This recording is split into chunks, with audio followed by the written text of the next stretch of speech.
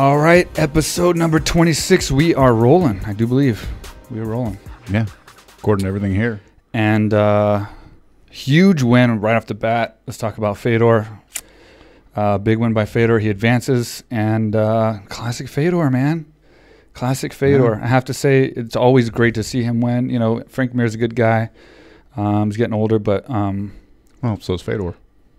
You know, we're older than Mir. Yeah. So, I mean... Barely. Yeah, but still.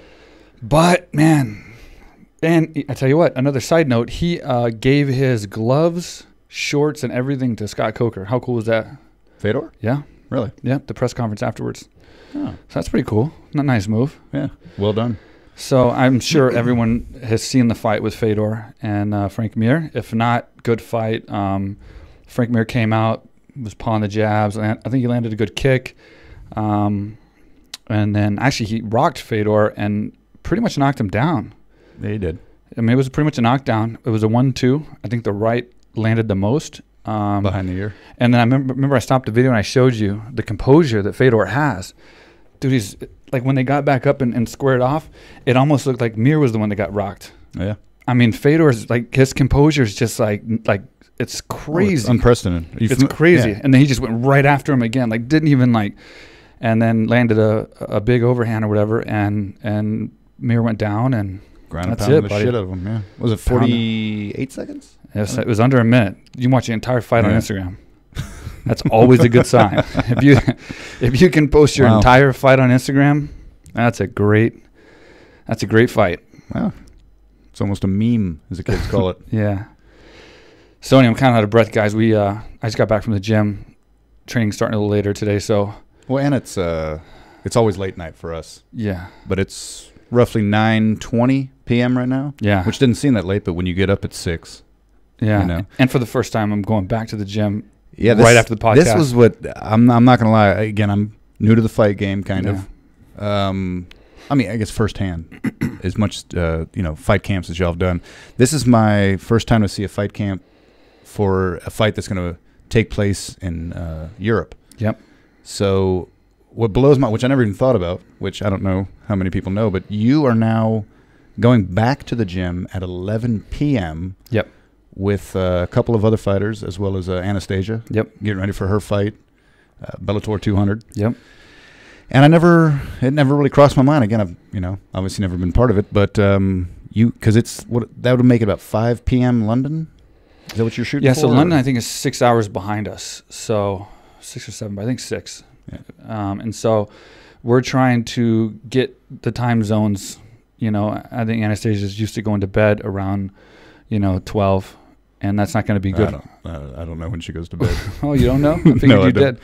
Anyway, so I think it's not a good sign or not a good thing to be wanting to go to bed or your body breaking down, ready to go to sleep when you're fighting. So you have one of two choices. You can start training at a later time at the location that you're at, or you can, actually go to the location early, and then that's obviously a whole nother can of worms. Like I said, you lose your gym, you lose your training partners, you lose everything else. So what we're doing here is we're having our first training session at 5 o'clock, which is basically our morning session now. 5 p.m. our time. 5 p.m., yes.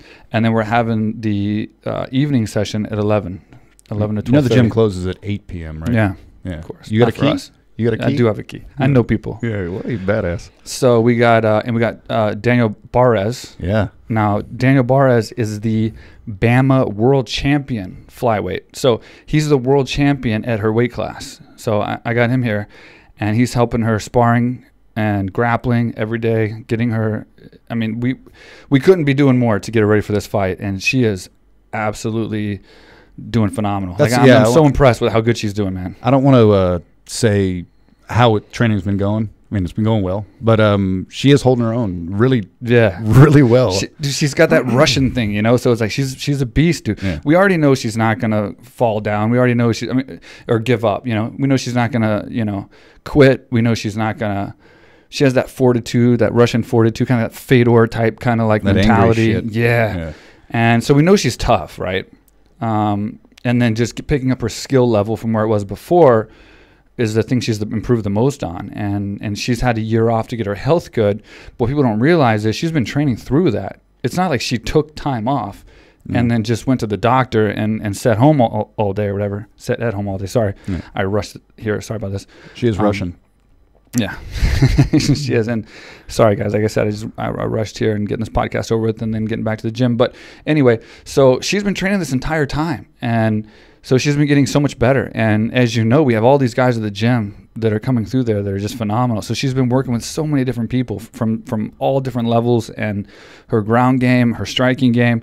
And, you know, the way I teach and the way we teach at AK is not a conventional method. You know, it's not a conventional BJJ style like what her opponent Kay Jackson is. You know what I mean? It's very different. And when you run into the type of ground game that we train and you're a BJJ, more competitive BJJ practitioner, it's a whole different ball game. We're not going for points and positions and things like that. It's a in your face, gritty, mean, angry, rough, not comfortable ground game, and she's perfect for it because she's just that gritty type. She wants to hurt someone. She's not there to just, you know, win by points or win by decision. She wants to get a knockout, and she wants to do it in a brutal fashion. Yeah, if y'all ever get the chance to see Anastasia train when she gets angry, you know it. You know what I'm talking about. It happened today a little bit. Not angry, but she gets fired up because Daniel's good, man. He's fast, dude. He's so fast. I mean, this he's a champion. Yeah, he's so fast. And he is a man. So she has to keep up, right? And, you know, Cody Garbrandt, when he was here, he trained with her as well. He spent a lot of time training with her and helped her out a lot. And he's really fast. And I see a lot of that in Daniel. You know, he's younger and is Bama, obviously, and Cody was UFC champ, but was UFC champ. But he's fast, man, and he's very technical, and so she's having to stay on her feet or you know, keep up, and like it's good for her, man. It's her level's just getting so much better having him working with her every day. And like I said, we just had a really good sparring session today at 5. She sparred with him, grappled with him. She's resting now, and then she's going to be back at the gym at 11, and then we're doing Airdyne at 11. An hour and a half, man. Yeah. That's why I'm just like, I rushed home because I had to work out after she did. So I had to get my workout. So I worked out, rushed home, took a shower, jumped in the podcast room. So we're just kind of like, I'm kind of out of breath still. But it's busy. We had 26 new people sign up today. So yeah, I mean, it's a crazy day. But we had to get in here and get this podcast going, man. What a great. But hold on, but I want to. How about that sentence, huh? What's your excuse? Well, I've been at work since 7. No big deal. I did want to ask. Do you also change her eating times and habits? Everything has to change. That's what Everything, yeah. And so she's going through hell right now because tonight's going to be, we're doing it for a month. So she's gonna be ready for this fight as far as the time zone change for an entire month before the fight. So tonight's the first night that she's going to do Airdyne at 11 o'clock. And I assume she's sleeping or trying to sleep right now. So, yeah, she's not going to enjoy that because Airdyne's one of the roughest things we do, as you know.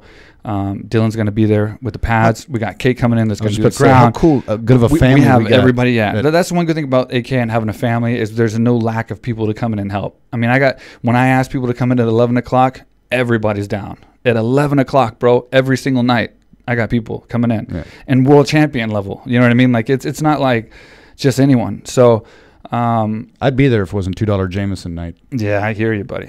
Enjoy your Jameson, man. I'm glad my workout's done. Hey, I was there for 10.5 hours a day. You gotta admit. It's good because usually when she does Airdyne, she does it at 5, and then I do my workout after. So every time I'm pushing the class through Airdyne, like the fighters, it's like I'm thinking about my workout afterwards or during. Sometimes I do it during. So it's like it's nice to get mine over with and then just focus on that and then sleep hopefully soon after. I don't know. I find it so interesting. Like, obviously, I know how you've done your camps. Yeah. I've been around a couple of them, but to see others, and especially women, completely different from men. I know you've had to adjust to some of that too. I don't know. I find it just like I can't believe I've never thought about the time differences. I mean, I get what sort of elevation, in some cities and all that stuff. So you got to get acclimated. It's a huge deal, bro. Yeah. I mean, I fought in England twice. So I know what it's like. And I went there early, but I went there like a week and a half early. That wasn't enough. Because that's why we went to California 2 weeks before your fight, so you get used to that. Yep. Then I did 2 weeks in San Jose. 2 weeks. Then a week in Vegas. Vegas. So I did 3 weeks for that, and I don't know what the difference was in time zone there, but that was a complete opposite time zone. We're only 6 hours off here, but we want to take away every element that could possibly go wrong in this fight. Kate Jackson is English. Yeah. So she's already she's used to it. Yeah.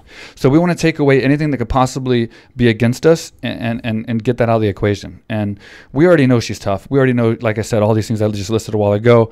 We already know she's levels above where she's ever been on her ground game, her striking, and just overall MMA. If we can take away the time zone change and all that, you know, and it's a huge main card, and she's not like a co-main event. She's had a lot of pressure in her fights because she's been sick, as you know. So she's had a hard problem with her thyroid. So she's been having to battle that and making weight and then the pressure of being like the star every time, where it's like she's a co-main event, she's a high end on the card.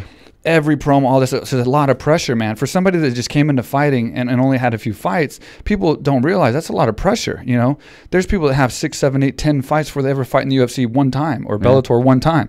So she had a lot of pressure, and none of that's going to be in effect in this fight because it's already a packed main card. Right now, so she's not high on the card. She doesn't have pressure. We're taking care of the time zone. She's enjoying the training. It's comfortable for her. It's going to be a little bit less comfortable this time, tonight, and this week because she's going to have to be training some of the harder sessions when she would normally be sleeping. But that's better to do it now than to do it during the fight. So without giving out too much info, how long do you, since it starts tonight and we're roughly 25 days out from the fight? Yeah. We're exactly 25 days out. Yeah. Oh, roughly. Well, I was doing by the time zone, so it's not quite 25. Oh, okay, I see what you're saying. You know I'm good with dates. Yeah. Anyway. Not with women, but with I get you. I get you, dude. $10 for a woman here, so I'm pretty. Anyway, if you so how long do you do that? So you pay extra if it's a woman? Is that what it is? I don't know. I've never bought a woman.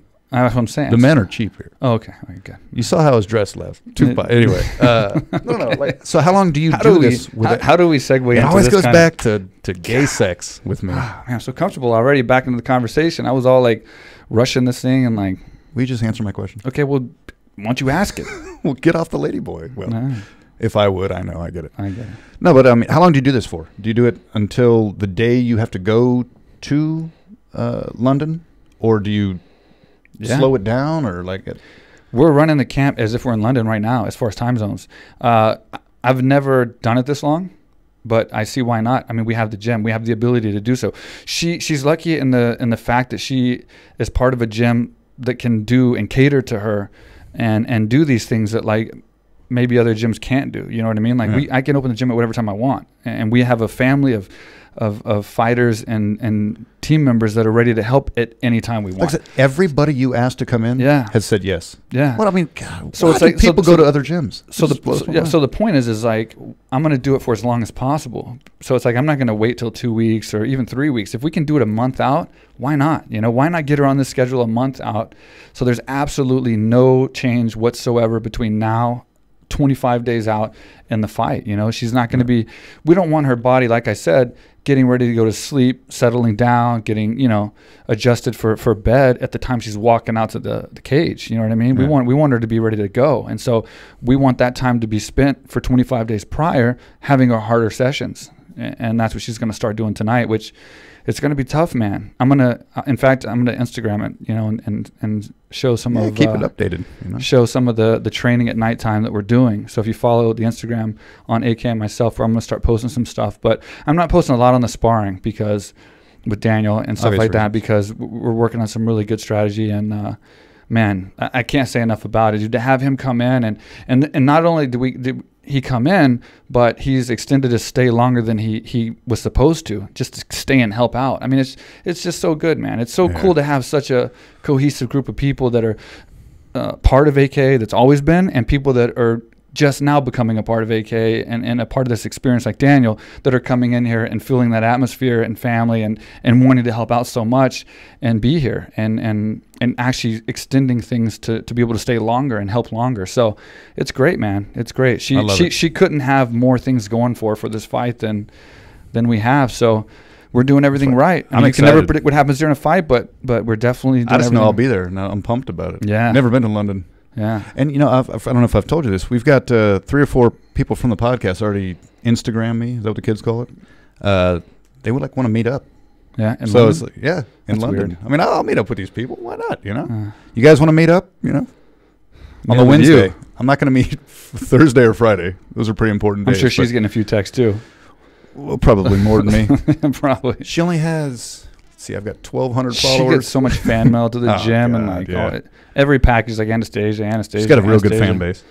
Yeah. And, you know, most of them are pretty respectful and nice, so it's that's good stuff. And everyone treats her good at the gym. But like I said, you know, not to just harp on that the whole time, but you know, we've got that whole card that we talked about. Yep. Michael Venom Page. Yeah, that's gonna be cool card. to see in person. Bellator 200. Absolutely. Your boy Phil Davis is on that card. Yeah, I like Roy Phil a lot. Nelson. Yeah, Damn shit. Who else Nelson's fighting Crow Cop, right? Yeah, yeah, That's a hell of a fight. yeah. That's the fought, main event. Yeah, they fought So, before. I mean, yeah. So Musasi's on there. Yeah, It shouldn't be that bad, you know. yeah. That's And that's good because she got on the card late, and like I said, that's good that it's such a packed card and she got on late because she didn't have that pressure. You know what I mean? All these big names are on there, so she just goes there, shows up. We get through the fight week, and then she goes out and fights. It's going to be the best scenario she's ever had as a fighter, and on a big card. And she's healthy. She's so happy about that. So I don't want to keep going on about it, but we're excited. Since we're here in the middle of this and I'm about to go straight back to the gym, I figured it'd be good to talk about, and the fact that people might be interested in knowing what this is like to train somebody and get them ready for a fight if they're fighting in a different time zone. Because let me tell you something. The first time I fought at the O2 Arena, or in England, I fought at the O2 Arena, and I fought against Mark Davis. And I didn't worry about the time zone thing because he wasn't from England either. So I was like, who cares? We're even. You know, whatever. If I'm tired, he's tired. But, buddy, I was exhausted, man. Not during the fight. I can't say anything changed during the fight. I won the fight. It was, everything worked out. I don't know what the difference in the effect of the fight was, but, man, all week I was just like a zombie. You know what I mean? You can't sleep at night. I think that's the biggest problem, is not necessarily how you perform, but you can't sleep at night, right? And then you're trying to sleep during the daytime when you're having to do your duties as like interviews and press and stuff like that. You can't be just taking pills and all this random exactly. shit. So and you can't take any kind of medication. Yeah. So it's like you can't really recover. And you know how hard we're training. I mean, she's training really, really hard. She needs a week of recovery. She's got to recover her body. She's got to get sleep. So this is the best way to do it. So anyway, just to get an update on that, she's doing great. Everything's going according to plan. And it's good. And I want to get back to the Fedor card too. So obviously Fedor had an amazing fight. And let's talk about this bracket real fast. So heavyweight bracket. Yeah, the heavyweight bracket for this Grand Prix heavyweight tournament that Bellator is doing. So we have... Well, with that win, Fedor now has to fight Chael Sonnen. Yeah, who came into the ring. And listen, here's the thing. I hate talking trash about Chael because I like Chael. So do I. I love the guy. I've met him so many times. I love the guy. But, man, I hate when he talks trash the way he talks it because I know him. It's not him. It's not him. You know, so it's just like... When he got in that ring and he's like, I hate Chicago and I hate you, Fedor. Basically is what he said, not verbatim. And Fedor is just standing there like, okay. I don't think he was even paying attention. No, he didn't know what he says. He's probably just like, whatever. And then he puts his hand up to like shake his hand, and then Chael like shakes his hand. Like, yeah. But he had that... Just talk shit about him. Yeah, he had that respect of... Or he had that handshake of kind of like respect, you know, kind of like... But it's like, don't show respect if you're going to talk like that. You know what I mean? I don't know. I just don't want to be... When was Chael's last...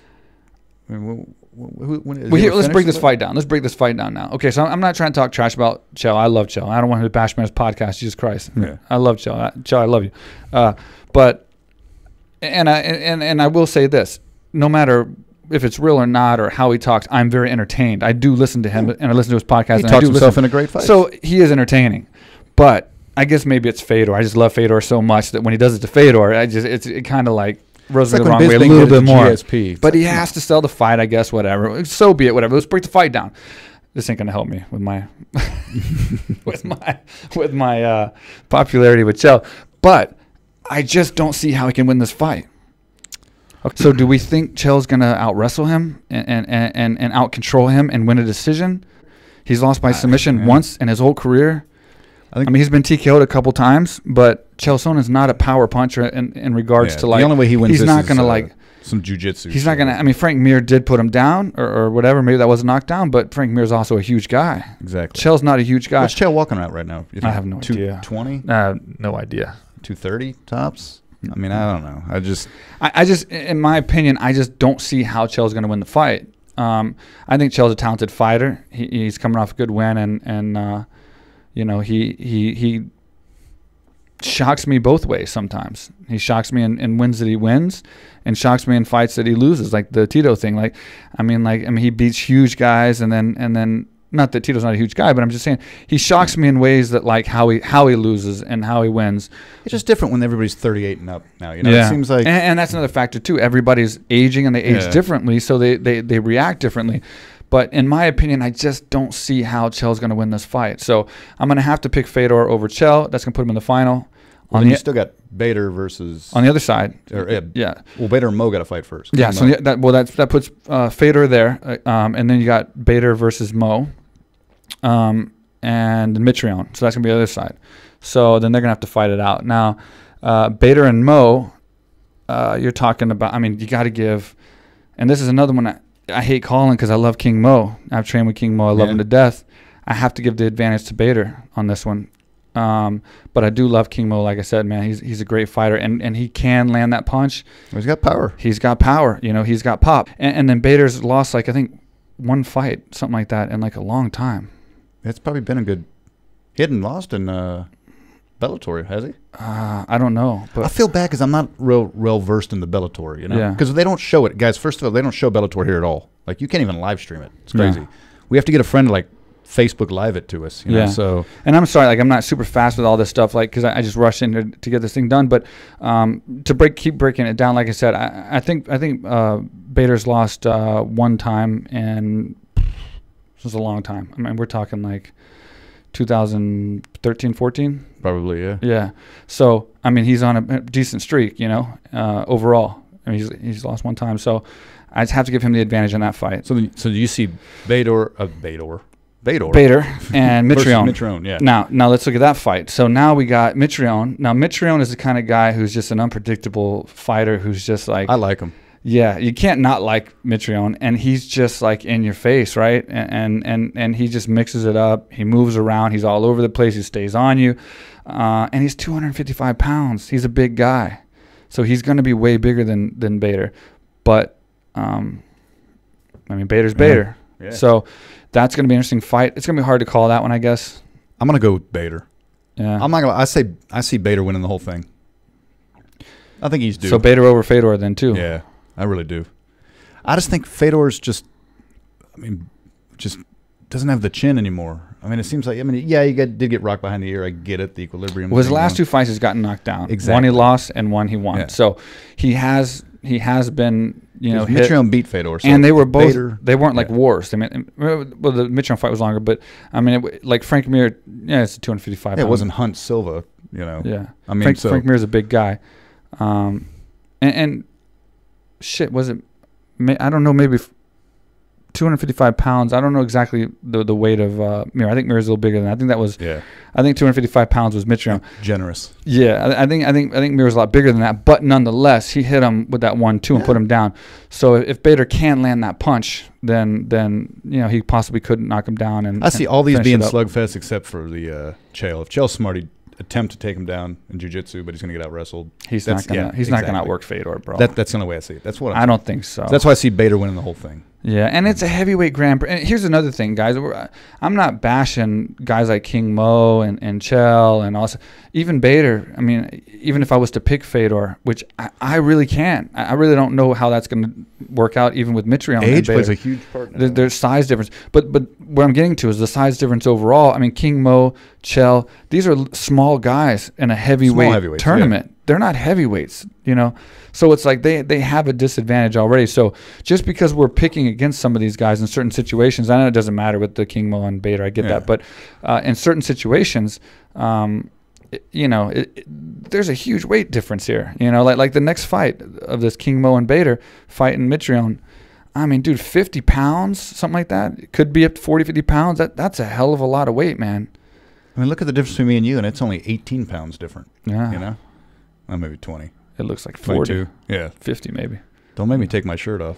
But anyway, yeah, man. So I think to just sum this up, I think that Fedor's going to make it to the final bracket. I think Fedor, Bader. Fuck, man. Fedor. Bader. This is hard. Fedor Bader's fine. Fedor Bader.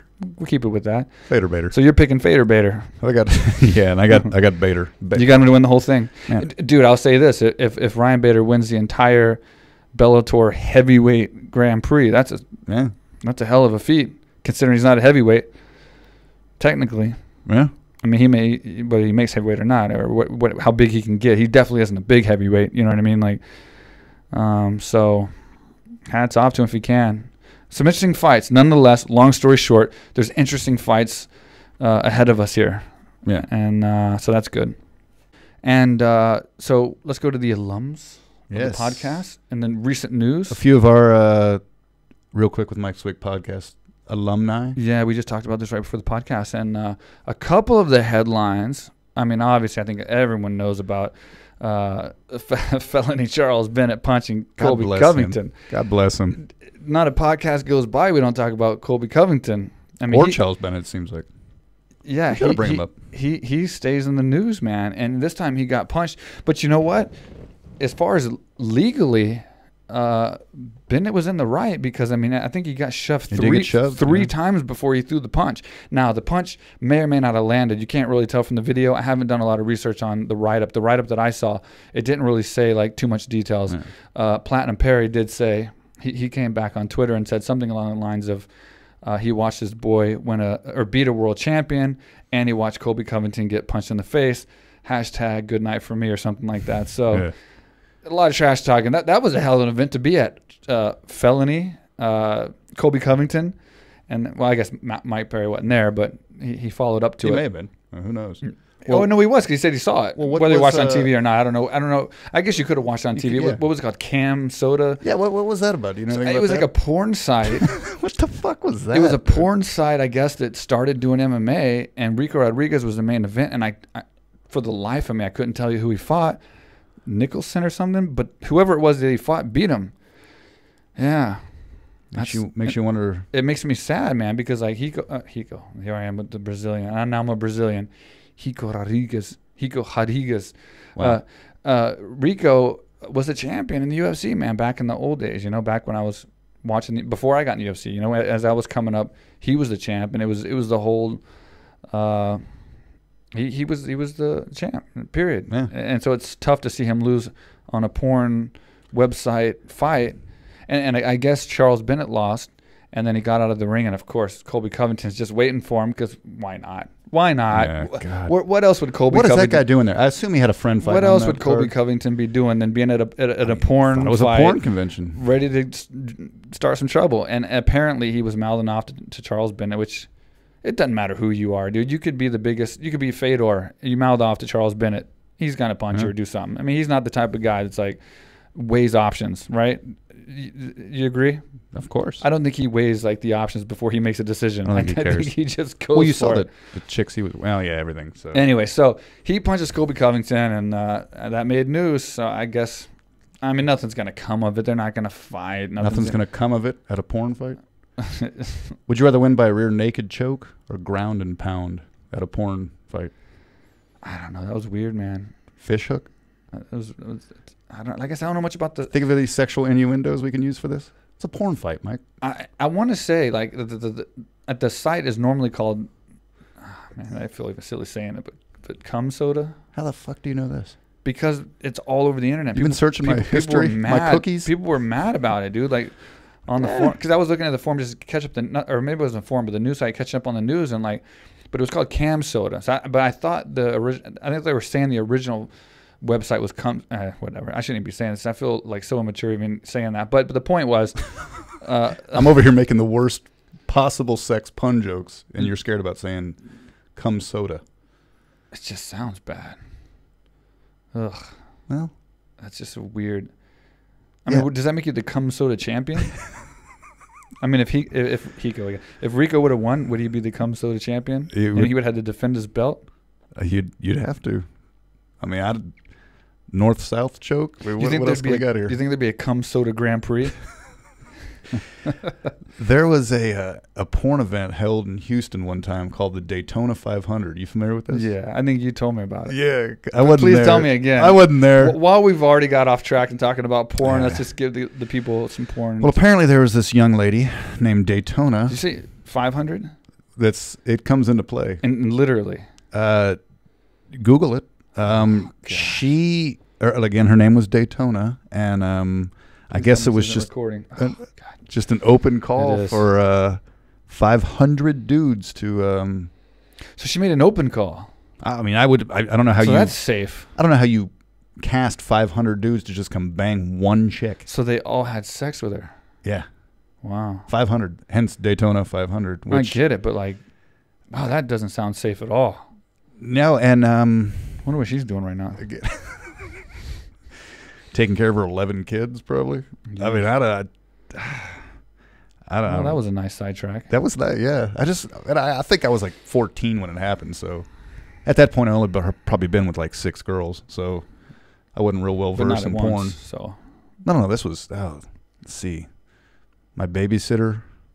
Your kind of list. Yeah, the fake people you've been with. The girl who took my virginity was the nurse that. The 60-year-old nurse at our school. Oh no, not our school nurse. The day I was bored, she slapped me a couple. It was too much. Oh, you count that? Then I drove my mom home. No, I don't know. I always thought that 500 dudes in one night was kind of weird. I don't know. Call me weird, but anyway. This is how we got there. That's weird. We're talking about cum soda. Yeah, but it's cam. They changed it to cam soda. We're talking about a fight, and you start talking about a girl that got banged 500 times. Well, I didn't know they changed the name to cam soda. It's the Cam Soda Championship or something. And, of course, Felony Charles Bennett was on it. Are we going to that next year? I don't know. There's no chance. I don't know how he didn't watch it. I don't know how. Was it televised? Yeah, it must have been, because unless Mike Perry was there, he must have seen it somehow, because he said, I got to see my boy beat a champion. Hey, guys, in the comments, please let us know more about this event. I don't know shit about it. It's Cam Soda. Because until we saw our boy Charles get punched, or punch Colby, I didn't know that existed. Yeah. I'd have gotten MMA years ago if I knew What's weird is I don't even know how he lost the fight. But he wasn't tired. He punched Colby Covington.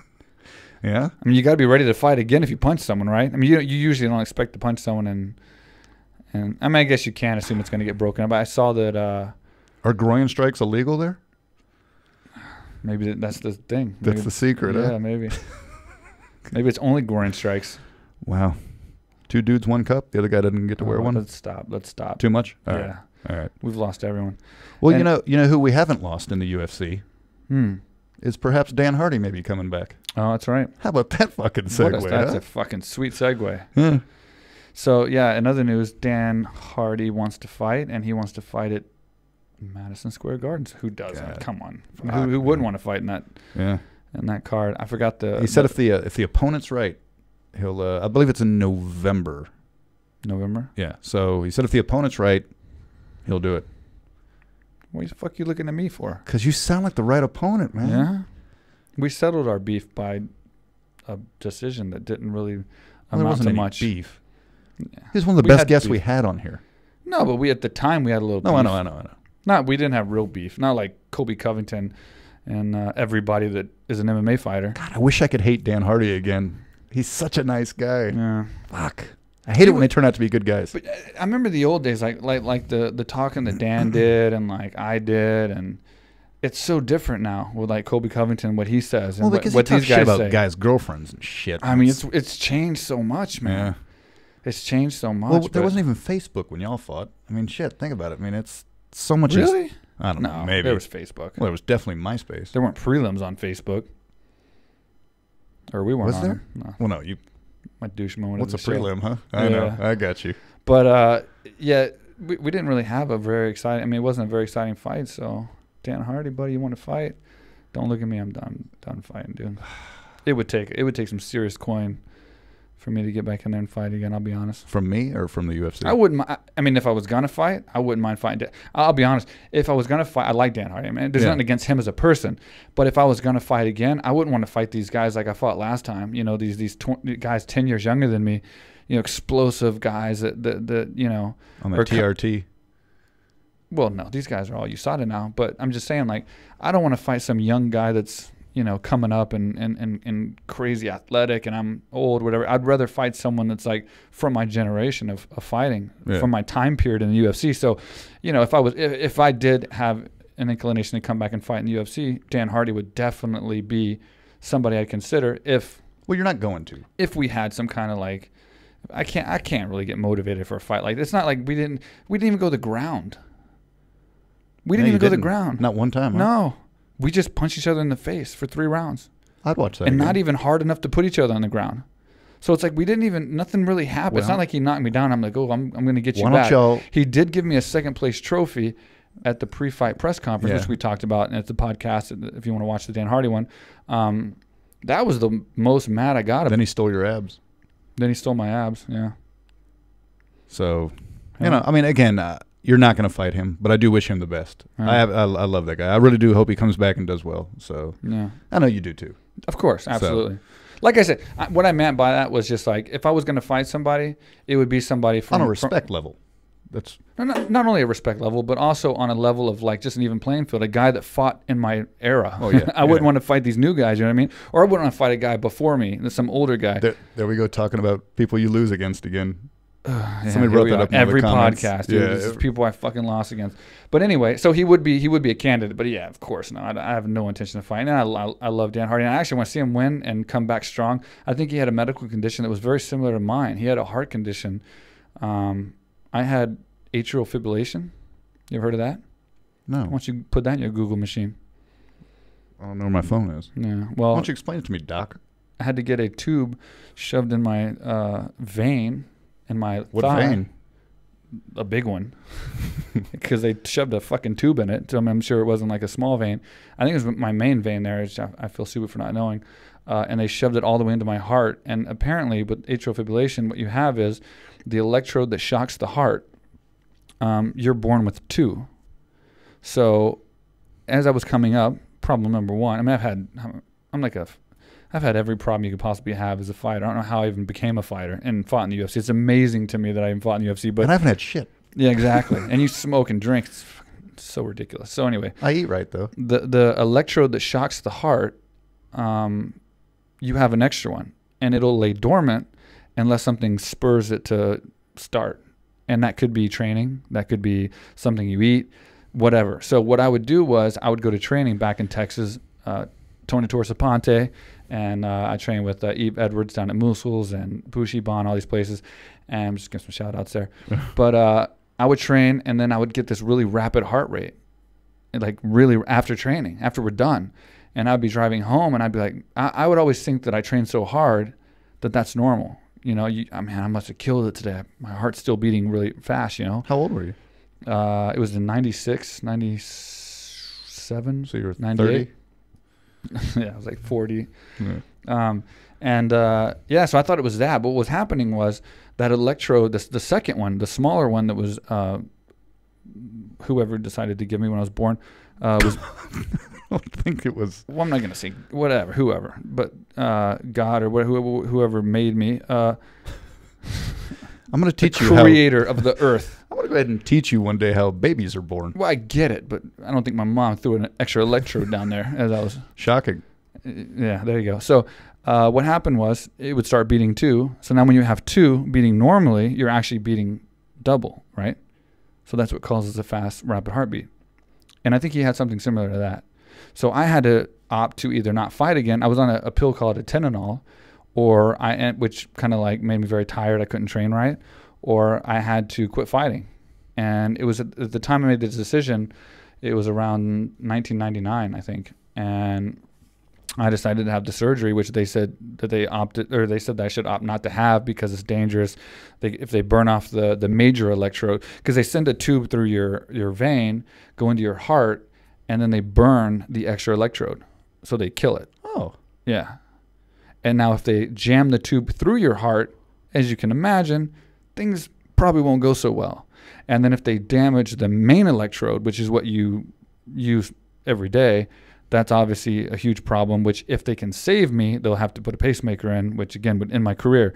So it was a very risky move for somebody that was like 19 or however old I was at the time. 16. How do you not know this in 96? No. You were 60. Oh, in 99 when you actually had this. Okay, yeah. I was like 19, something like that, 19, 20, something like that.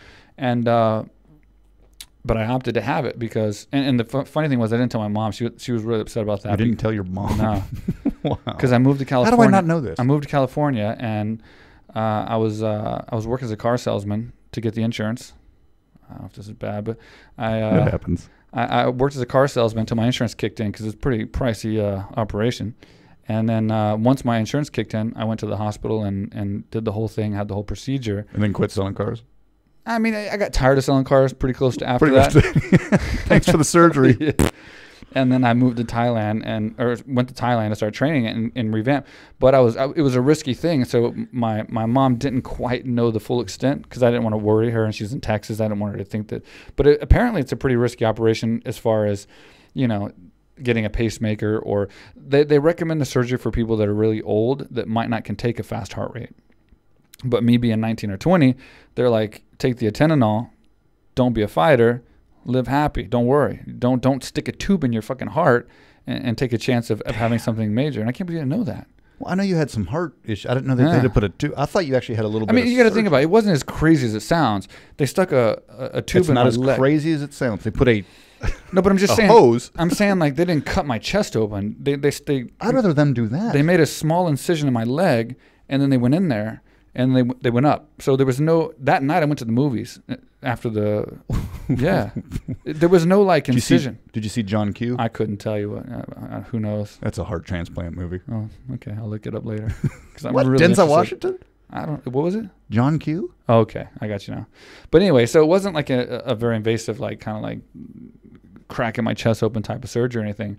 I would still let them do that. So it was more risky than it was like. But I will say this: they said that they were going to have to restart my body. I didn't like that with the things, because this is what they do: is they burn the electrode and they restart your body and reset you like a computer, is what he told me, and that was scary. And the fact that I was all alone was scary because like.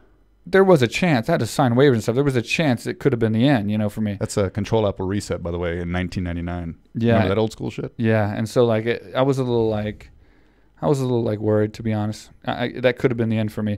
But that is attributes to me wanting to be a fighter, because I could have not chosen the route of being a fighter and been perfectly healthy. But I made that decision to go through this because I wanted to be a fighter. Nothing's been easy for you. No, not really. So I make fun of you a lot. But I will say this: kudos, the surgery was okay. But I will say this: they asked me if I wanted to go out or not, and what they would do is they numbed me, obviously, with some kind. They sedated me, but wait, you didn't go to sleep?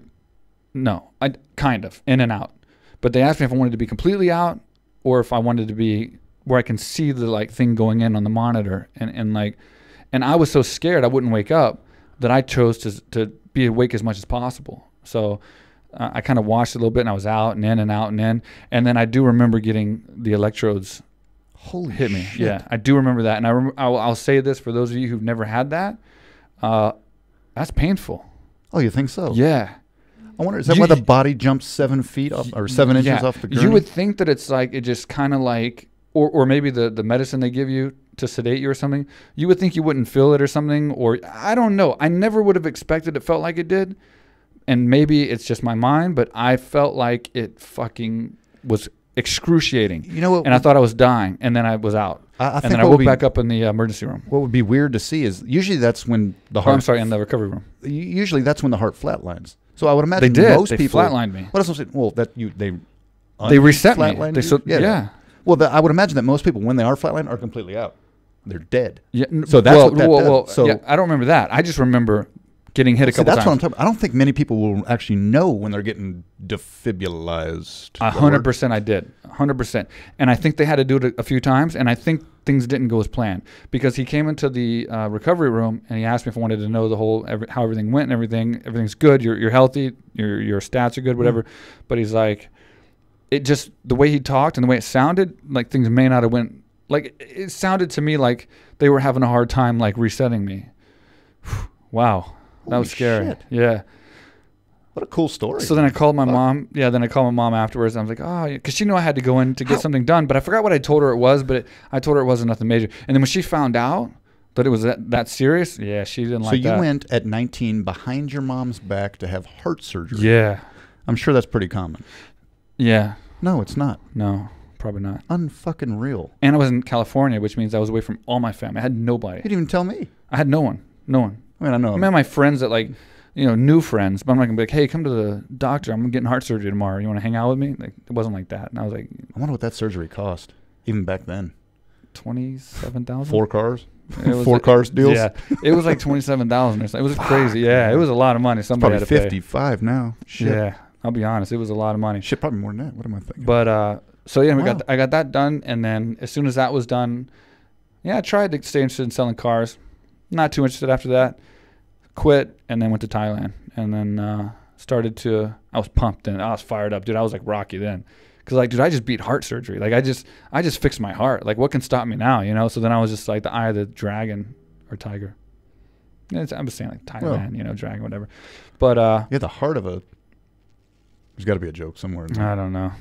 Heart of a lion? People will figure this out through the podcast eventually, but we are constantly doing like word games amongst each other. Yeah. So if you ever see us stumble on words or take a pause or whatever, it's because we're thinking of stupid shit. It's because we're thinking of stupid shit to counter each other with. So it's not that we're dumb, which we are kind of maybe, but well, you just explained to me heart surgery. If you sit and talk to us in a normal conversation, we're constantly, if he says something, I have to counter it with some intellectual word until we run out, then we move on. And then we have to wordplay. That's what we've done for years. So, and what y'all don't see is how much we text each other after this shit. We should have said like, "Oh, it's been so funny." Yeah. So when we pause and we're at a loss of words, it's just that we're trying to think of something. It's not that we're losing track of what we're actually talking about. We have multiple things going on in our mind at the same time. But anyway, so that was a huge segue and a huge story I've probably never told anybody. Man, I didn't even tell my mom at the time. Does she know now?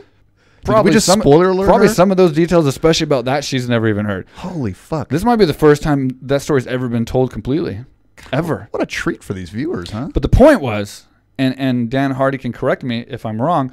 I think he had similar to the same thing later in his career. Obviously, he was in the UFC, so he probably. I bet he told his mom. But I think it was the same thing, atrial fibrillation. I think it was something along those lines. So, in his position, then you have to ask yourself, what do you do? You know what I mean? Like, you're kind of toward the end of your career. Do you go through that and take that chance? Or do you just take the pill and live your life?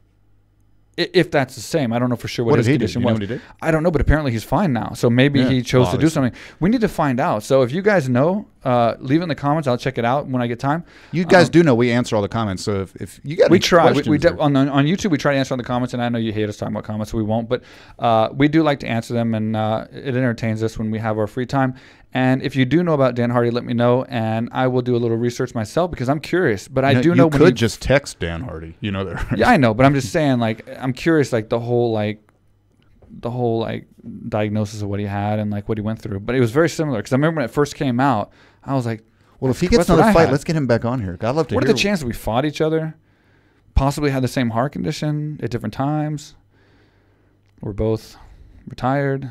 He wants to come back. Don't. Bald. Yeah. Easy, Tiger. It's like lost bald. Our podcast fucking are starting to really drunk, suck. Fucking dudes, smoke cigarettes, That's fuck fine. dudes. That doesn't affect me. Oh, I'm sorry that you're losing your hair a little bit. You say that I fuck dudes. Listen, all right, guys, do some research if you don't believe me on this. Go back to like 2005. Look at my fights. I have the same fucking hairline. I'm that guy that shows up at the bar and shows his ID, and you're like, dude, why are you losing your hair at 22, 23? I'm not losing my hair. That's just my hairline. If I had hair, it looked like Elvis. Oh, jeez. He had that kind of like little thing in the front. Hey, I don't mean to ruin you. You need to get to training, buddy. Yeah. Oh, shit, I do.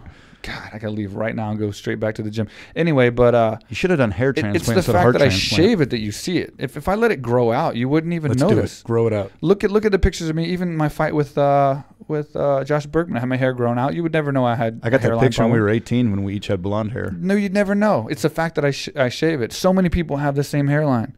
So fuck you. Yeah, that's what I'm trying to say. Oh, well, you fuck dudes. So there you go. See... Were you doing that when you were 25, huh?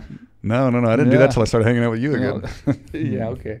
Anyway, I don't know all how, your seconds. I don't know how we get into this. Yeah, fuck it. Oh, well. Anyway, so I think we covered everything that needs to be covered for this podcast. Yeah, at this least. is another good one. Yeah. Fuck, man. Great. We never come out of these looking good. That's all right. Who cares? Dude, it's a good podcast as far as considering the circumstance. I mean, I rushed in here. Dude, how fast did we get this thing put together? I mean, I came into the gym or came in from the gym literally maybe 10 minutes before we sat down. And I'm leaving in about 10 minutes from now. So, yeah.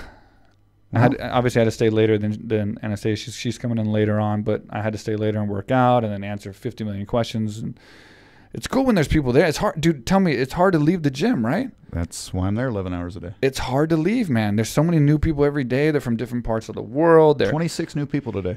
Yeah, exactly. They have stories. They have, a lot of them have come back. That's the cool thing now. I think that's the most cool thing. It was cool in the first 2 years because we were meeting new people all the time. So it's like new stories, history, where these people are from. Now it's like we're seeing these people that's been there before. And it's like we get to catch up on what they've done, where they've been. And it's cool how excited they are to see the changes that we've made the place better. And that too. It's great, man. So it's like when I get to the gym, it's hard to leave. And I got there late today. And now you got to go back till tomorrow. And I will say this. I'm going to come in a little bit earlier than I did today. I get it. But, man, I like coming in a little bit late. I don't like coming in so early, man. Did you notice the difference? Because everybody kept saying, man, you are in a great mood today. But I think it was because I didn't come in so early. You know? Why do you make me come in so early then? Well, you have to be there. But, yeah, dude, 11 o'clock is just a little bit early for me. Now you got to go at 11 p.m. So there's karma. And I know 11 doesn't sound early to you guys at home, but when you go to bed at like 5, you've seen me stay here till like 5 in the morning working. He does edit these podcasts till a solid 5, 6 in the morning. Well, we have James back now, so we have our full crew. But we had a couple of our guys leave, so we've had to take over and do these instead of just sitting around not do podcasts. We roughed it, dude. Yeah. We went guerrilla and did these podcasts on our own. Did the sound, did the audio, did the video, did the editing, so to keep them going. So yeah, we held them up, and now we got James back. Now we got some other people, so we're gonna start having some more, knocking them out again, a little bit better quality, I'm sure. And then but anyway, yeah, so when you work so late, 11 o'clock's quite early. That's like 5 or 6 for everyone else. So it was kind of good getting in there a little bit later today, I'll be honest with you. So anyway, I guess we're not wrapping up another podcast. Yeah, there we go. But thanks for listening, guys, and thanks to the loyal followers, the listeners. Yeah. Again, love the comments. Keep in touch, man. And I want to say, so we always obviously play the AKA Thailand, our sponsor, the commercial at the end of every podcast. But what's happening in May, Mark? Because you're the sales director of the gym. Yes. Maybe tweaked, but as of right now, all training packages, not the travel ones, not including the accommodations, all that, 20% off. That's crazy. Yeah. It's crazy for a gym that's constantly growing. It's not like we're like hitting a bump and we don't have anybody at the gym. It's kind of a customer appreciation loyalty, because we have a lot of people coming back in this particular in May that have been there before. So we were like, we always try to help out the repeat customers. So we're going to give them a discount. And we're like, hey, let's do 1 month. Let's just hook everybody up. So guys, again, like a ton of times of why I'm doing this, but I'm just going to do it. Yeah. I'm just going to do it. You own the place. You can do what you want. Yeah, I want to do it. And so it's going to be 20% off. So if you want to book online, and what we're going to also do. Also, hold on. I want to say that doesn't mean you have to come in May. Right. You can book in May and come in February of next year. Yeah, it doesn't matter. But you can book 2 months for next year and still get 20% off, or whatever the case. And if I keep track of all that shit, guys. So and that's a lot of money, guys, because the price point in Phuket, it's not our gym that's expensive. A lot of people see the prices and like, wow, that's an expensive gym. It's the price point of Phuket. So and having all the things that we have. So it's a lot of savings, 20%. So anyway, just giving you guys a little heads up on that. When you see the commercial and you want to book, you can save 20% as of, I think they've already updated the website. In 2 hours. No, I think they already did it. I think they did it last night. Well, by the time they see this, it'll be. Well, yeah, for sure. Yeah, it'll be May. So well, there you go. Yeah, I can teach you. So they may get their 20% off right away. You may need surgery again. I still can't believe you had surgery, heart surgery, man. I got nothing. You're going to learn something new every podcast, I promise. Yeah. I'm going to make something. I'm going to say something that you don't know every podcast. That's my guarantee to you. I need to come with some stories for you. I know everything about you. No, there's some that that camera there doesn't need to hear. So I don't need to hear those either. Then. Yeah. Well. But anyway, all right, guys. Thanks for viewing. Thanks for watching. Hey, guys, if you're on iTunes, check us out on YouTube and subscribe. And we will see you next time. What's up, everybody? I am here in Thailand. This is the first time I've ever been here. Been dying to come here for years. The great Mike Swick. He's one of the big reasons he's been trying to pull me down here. What he built down here, AKA Thailand, is incredible. There's people here from all over the world.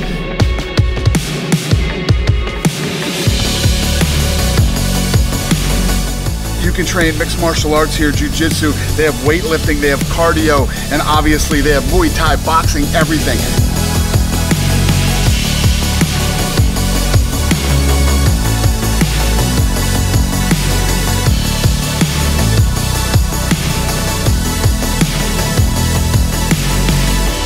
I'm telling you guys, I know everybody wants to go to Thailand because Thailand's so cool, but you can't come to Thailand without coming to AKA Thailand. Come on.